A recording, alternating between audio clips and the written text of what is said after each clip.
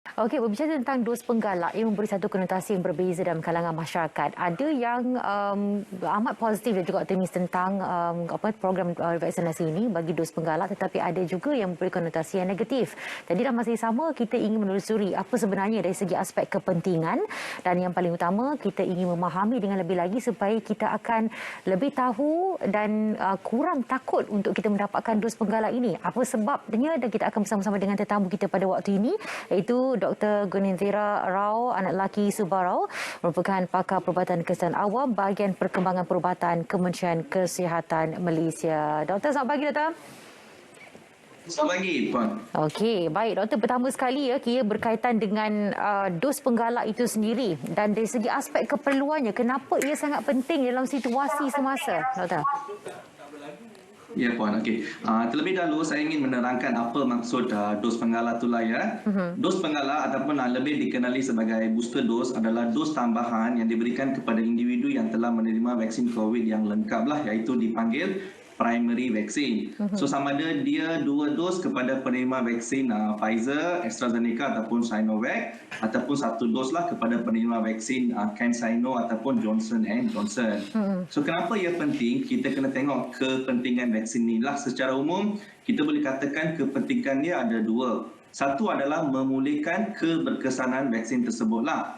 So kajian telah menunjukkan bahawa selepas satu masa tempoh yang tertentu, antibodi yang dihasilkan oleh vaksin ini akan berkurangan dalam badan kita. So bila antibodi yang dihasilkan dalam badan kita berkurangan, perlindungan kepada penyakit COVID ini pun akan berkurangan. So kita perlukan dos penggalak ini secara tambahan untuk meningkatkan perlindungan kita terhadap vaksin inilah. So kajian telah menunjukkan bahawa vaksin Pfizer keberkesanan vaksin Pfizer akan meningkat daripada 54% ke 95% apabila dos penggalak diberikan. Manakala AstraZeneca pula akan meningkat daripada 54% ke 94% dan Sinovac akan meningkatkan keberkesanan vaksin daripada 54% kepada 74%.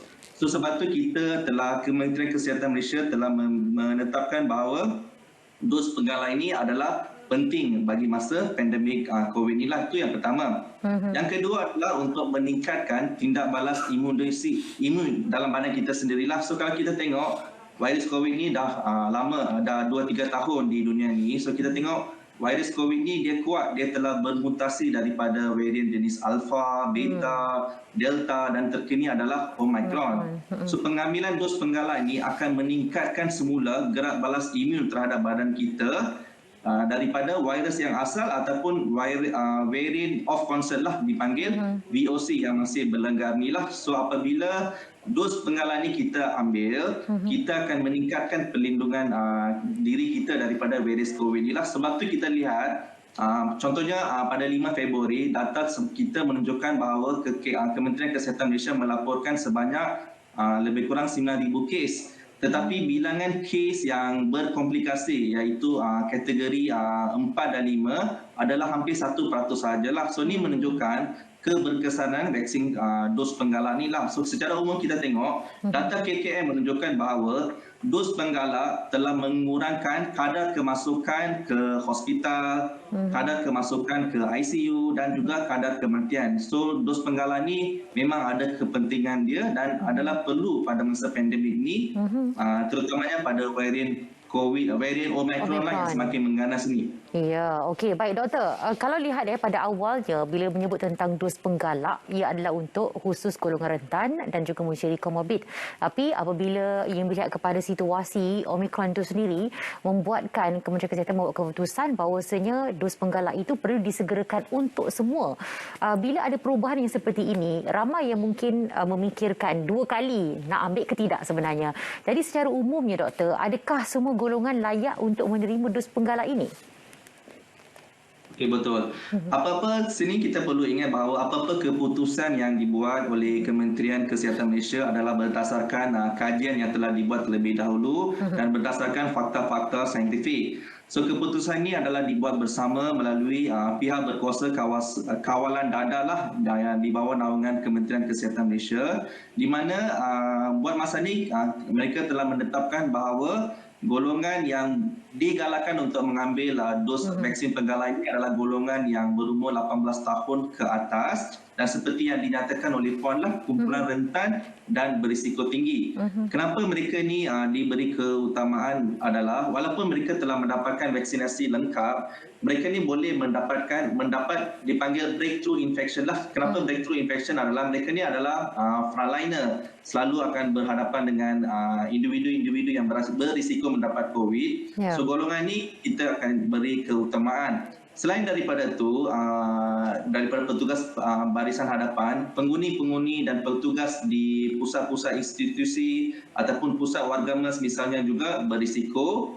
Individu-individu dengan komorbiditi seperti pesakit kencing manis, darah tinggi, pesakit hemodialisis juga perlu mendapatkan dos penggalak. Dan juga kajian telah menunjukkan bahawa ibu mengandung. So bila kata ibu mengandung, kita risaukan. So kajian telah menunjukkan ibu mengandung pula juga boleh mengambil dos penggalan inilah. Ia adalah selamat dan juga berkesan untuk mereka untuk mengurangkan komplikasi. Dan seterusnya adalah individu yang selalu kerap ke luar negara atas urusan persendian ataupun urusan kerja. Bila keluar ke luar negara tu memang ada risiko jangkitan lah, terutamanya variant of concern VOC. So golongan-golongan ini adalah digalakkan untuk mendapatkan dos penggalak lah. So sekarang ni di kebanyakan tempat bilangan temu janji yang diberikan pun telah ditingkatkan. So ada banyak PPV mega bersaiz besar yang telah dibuka. So kita kena ambil peluang ini untuk mendapatkan dos penggalak secepat yang mungkin sebelum varian Omicron ini semakin berleluasalah di Malaysia khususnya. Okey, baik, satu lagi ialah persoalan dalam kalangan masyarakat. Bila mereka mendapat janji temu, mereka tengok okey, dah nampak dah kelihatan terzahir apa jenis vaksin dos penggalak yang akan mereka terima. Dan ada juga macam kalau AZ begini, dan kalau AZ Pfizer begini, dan begitu juga yang lain-lainnya. Dan apabila kita bercakap tentang dari segi perbezaan dan kenapa dos penggalak itu tidak semestinya sama dengan dos primer? Ini mungkin satu persoalan yang mungkin boleh dijawab juga, Doktor. Okey, betul. Okey. Ada beberapa individu, contohnya dia ambil vaksin Pfizer. So dos penggalah dia pun dia ambil Pfizer juga. So bila vaksin yang sama dia dipanggil homologous vaccination lah. Yeah. Tetapi sekiranya kalau penerima pada awalnya adalah Pfizer, tetapi booster dose ni dia ambil adalah contohnya AZ ataupun Sinovac, dia dipanggil heterologous. Heterologous lah. So kajian pada masa kini telah menunjukkan tiada perbezaan lah sama ada individu tersebut ambil vaksin yang sama homologous ataupun vaksin yang berbeza heterologous, keberkesanan dia masih sama juga dan juga pada masa yang sama kesan sampingan dia juga pun kurang jugalah. So tak perlu risau sama ada individu tersebut mendapat vaksin yang sama ke ataupun berbeza. So nasihat saya adalah mana-mana vaksin yang individu diberikan, lagi cepat dapat mengambil vaksin tersebut lagi baiklah. Tetapi kita juga faham ada beberapa individu disebabkan keperluan melawat beberapa negara, diorang ada request beberapa jenis vaksin. So kalau itu adalah situasinya, boleh maklumkan dekat petugas di PPV tersebut dan saya rasa PPV tersebut akan membantu mendapatkan vaksinasi tersebutlah. Tetapi vaksin yang sama ke ataupun berbeza ke, kesan dia, keberkesanan dia sama saja, tiada perbezaan. Okey, ramai bila dapat janji temu dia akan tangguhkan disebabkan situasi semasa yang berlaku sekarang ini seolah-olah memberikan satu indikasi bahawasanya kesan sampingannya lebih teruk berbanding sebelumnya. Jadi boleh kita kongsikan juga berkaitan dengan kesan sampingan penerimaan dos penggalak ini, Doktor, secara umumnya. Ya, betul. So betul, bila dah terima vaksin tu, benda utama yang fikir dalam pemikiran mereka adalah kesan sampingan lah. So kesan sampingan ni ada individu yang tiada ataupun hampir tiada sebarang kesan sampingan. So ada juga golongan yang mempunyai kesan sampingan lah. Kesan sampingan ni adalah ringan lah. So contoh kesan sampingan yang beberapa individu yang boleh dapat adalah sakit kepala, ataupun demam, ataupun sakit-sakit otot dekat tempat suntikan, ataupun rasa keletihan lah. Tetapi kesan-kesan sampingan ini adalah sangat ringan dan selalunya akan sembuh dengan sendirilah. It will be self-resolve kita katakan. Ataupun kalau kita rasa memang tak larat sangat, kita boleh ambil Panadol ataupun paracetamol saja dekat rumah, kita boleh berehat. Itu yang pertama. Kedua, ada juga beberapa golongan yang of course lah kita tak nak ada kesan sampingan yang terus, tetapi ada segelintir individu yang mendapat kesan sampingan yang sangat teruk seperti perikarditis ataupun severe allergic lah, dia allergic seluruh badan. So individu-individu tersebut, apa yang kami nasihatkan adalah jangan tunggu, segera pergi dapatkan rawatan di klinik kesihatan ataupun hospital yang berhampiran. Dan pada masa yang sama juga, kita kena melaporkan sebarang kesan sampingan ni dalam menggunakan aplikasi MySejahtera, sebab KKM memang tengah mengkaji semua kesan-kesan sampingan ni lah, dia dipanggil AEFI, Adverse Effect Following Immunization. So kita kumpulkan semua data-data inilah.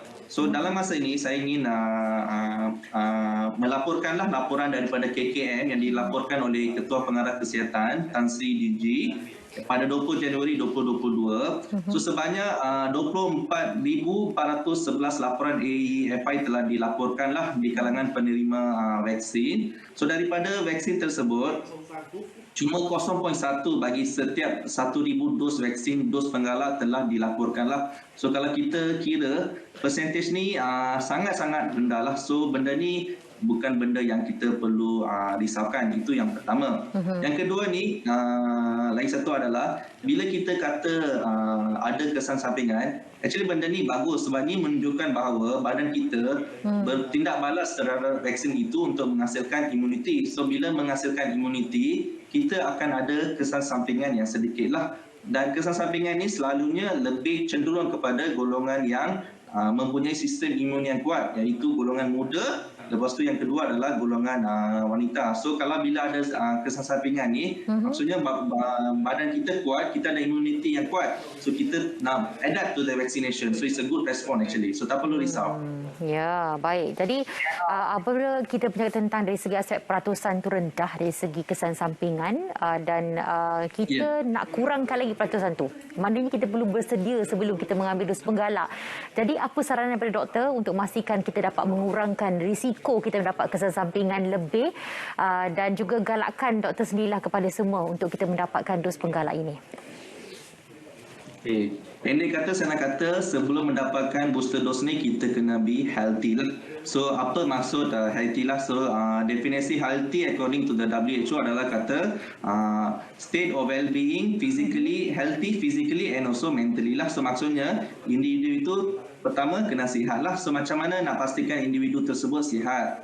So pertama, bila dah dapat tarikh temu janji, tak perlu stres apa-apa, tak perlu risau. Kita kena pastikan kita mendapatkan rehat yang secukupnya, mendapatkan tidur yang secukupnya dan seterusnya. Sekiranya temu janji kita pada waktu pagi, kita pastikan dapatkan mengambil sarapan pagi di rumah, ataupun kalau temu janji pada waktu petang, kita dapatkan makanan tengah hari sebelum ke pusat vaksinasi tersebutlah. Itu dari segi physically lah. Dari segi mental pula, kita kena pastikan sekiranya contoh kita pesakit darah tinggi, kita kena pastikan bahawa kita mengambil ubat mengikut jadual yang telah ditetapkan oleh doktor. Sebab ada banyak beberapa kes di mana mereka beranggapan bahawa kalau datang vaksinasi tak perlu ambil ubat. Ini penting sebab bila datang ke PPV juga kita akan cek tekanan darah. So penting kena memastikan apa-apa ubat yang kita pakai tu kita kena makanlah. Dan benda yang lain satu yang sangat penting adalah kita kena pastikan kita bawa kad pengenalan diri.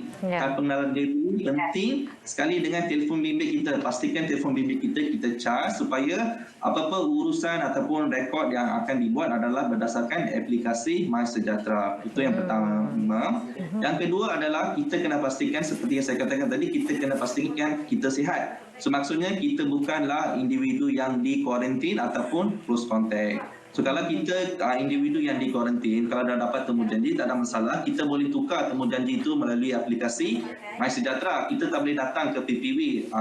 Otherwise nanti kita datang ke PPV nanti kita ada pelanggaran Akta 342 KKM lah. So nanti akan ada isu dia yang lain lah. So secara pendek kata, apa yang kita boleh katakan adalah sama juga.